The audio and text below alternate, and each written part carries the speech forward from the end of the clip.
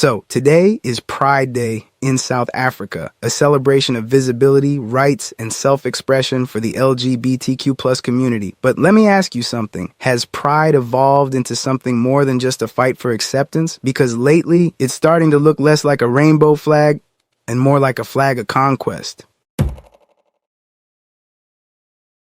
There was a time when being LGBTQ plus meant hiding, shame, fear, and let's be clear, nobody wants to go back to that. But in today's world, from Hollywood to Silicon Valley, from fashion to finance, the LGBTQ plus community isn't just included. It's now leading the charge. Brands can't breathe without a rainbow logo. TV scripts can't be greenlit without checking a representation box. And entire government departments are rewriting policies, not just to protect rights, but to actively promote the ideology. That's not equal rights anymore. That's influence. That's power. Here's the paradox. How can one of the most celebrated, protected, and elevated identity groups still claim to be the most oppressed? You can't sit at the head of the table while still pretending you're the waiter. And we're seeing this tension explode everywhere. Dissent, canceled. Critique, called hate speech. Silence? Now that's violence too. When power becomes weaponized under the banner of victimhood, we've crossed into dangerous territory. Let's talk about where this gets real. Children, schools, drag, curriculums. In the West, drag queen story hours are normalized. Gender identity is taught in primary school. Parents who question the messaging, they're labeled bigots, transphobes, anti-science. And here's the kicker. It's not just a Western issue anymore. This ideological export is being pushed globally, including right in Africa, even when it clashes with indigenous cultures, religious values, and community norms. Where's the respect for their heritage? Where's the respect for parental authority?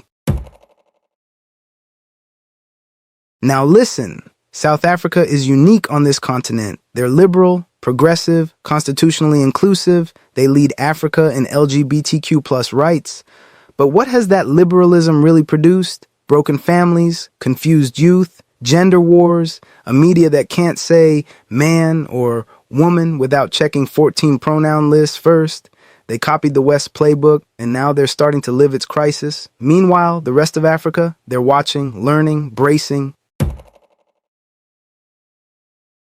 Here's what they don't want to admit. Africa isn't America. Africa is not built for imported ideologies. Their traditions, family faith, cultural identity aren't negotiable. They're not backwards. They're foundational, and they can't afford the same culture war that's destroying the West. Because when your house is made of clay, you don't invite in a flood to prove you're inclusive. Some people won't like this next part. But there's a growing comparison between the rise of the LGBTQ plus influence and what happened with the rise of Jewish influence decades ago.